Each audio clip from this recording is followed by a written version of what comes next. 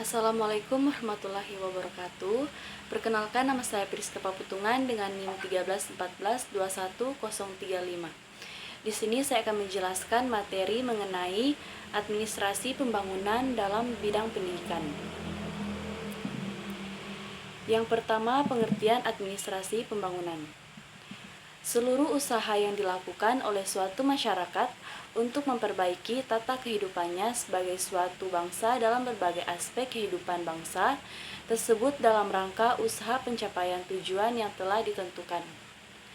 Ilmu dan seni tentang bagaimana pembangunan suatu sistem administrasi negara dilakukan sehingga sistem administrasi tersebut mampu menyelenggarakan berbagai fungsi umum pemerintahan dan pembangunan secara efektif dan efisien.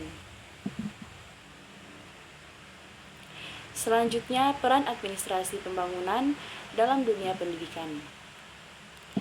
Peran administrasi pembangunan dalam dunia pendidikan meliputi kegiatan-kegiatan yang berhubungan dengan pengelolaan pendidikan di suatu negara untuk mencapai tujuan yang telah ditentukan.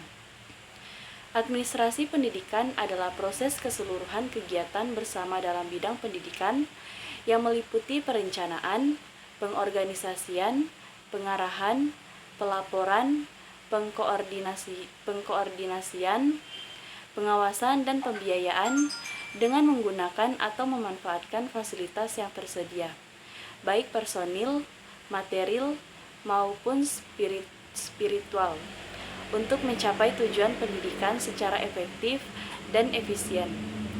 Jadi, dengan lebih memperhatikan aspek administrasi pendidikan, maka diharapkan tujuan pendidikan atau target program pendidikan dapat tercapai secara efektif dan efisien.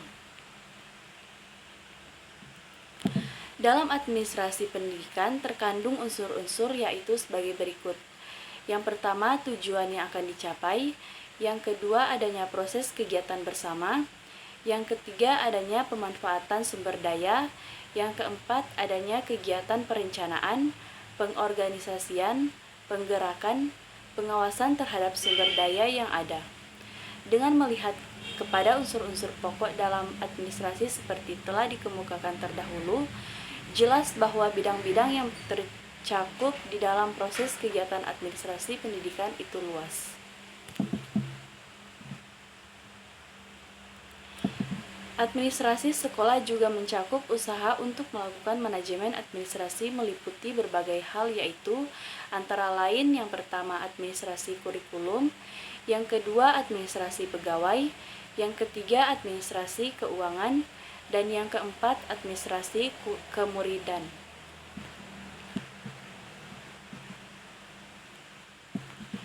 Peran administrasi pembangunan di bidang pendidikan dalam meningkatkan mutu pendidikan. Sesuai dengan perkembangan masyarakat dan perkembangan pendidikan di negara kita Indonesia, maka kewajiban dan tanggung jawab para pemimpin pendidikan umumnya dan sekolah khususnya mengalami perkembangan dan perubahan pula. Adanya perubahan dalam tujuan pendidikan mengubah pada skop atau luasnya tanggung jawab yang harus dipikul dan dilaksanakan oleh para pemimpin pendidikan. Hal ini mengubah pula bagaimana sifat-sifat kepemimpinan yang harus dijalankan sehingga dapat mencapai tujuan yang telah ditetapkan.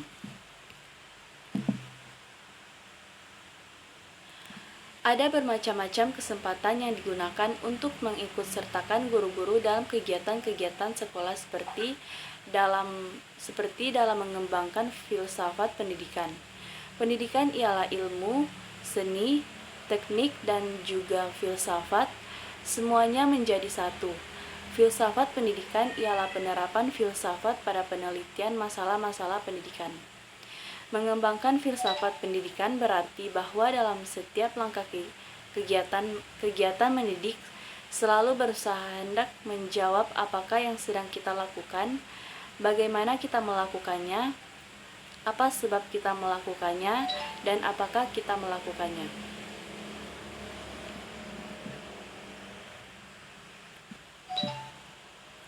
Memperbaiki dan menyesuaikan kurikulum. Biasanya penyusunan kurikulum serta perubahan dan penyesuaiannya dilakukan pada tingkat kanwil dengan bantuan para ahli dalam mata-mata pelajaran khusus. Keadaan yang demikian mengakibatkan banyak usaha perbaikan pengajaran yang hanya tinggal di atas kertas saja. Hal yang demikian menimbulkan pengertian tentang keharusan untuk mengikutsertakan guru-guru dalam usaha memperbaiki dan menyesuaikan kurikulum. 3. Merencanakan program supervisi dalam administrasi pendidikan. Dengan supervisi administrasi pendidikan dimaksudkan merupakan kegiatan-kegiatan administratif yang langsung ditujukan untuk memperbaiki situasi mengajar belajar di dalam kelas. Tujuannya yang pokok ialah membantu para guru untuk tumbuh secara pribadi dan profesional dan untuk belajar memecahkan sendiri masalah-masalah yang mereka hadapi dalam tugasnya. Sekian, itulah hasil penjelasan materi dari saya. Wassalamualaikum warahmatullahi wabarakatuh.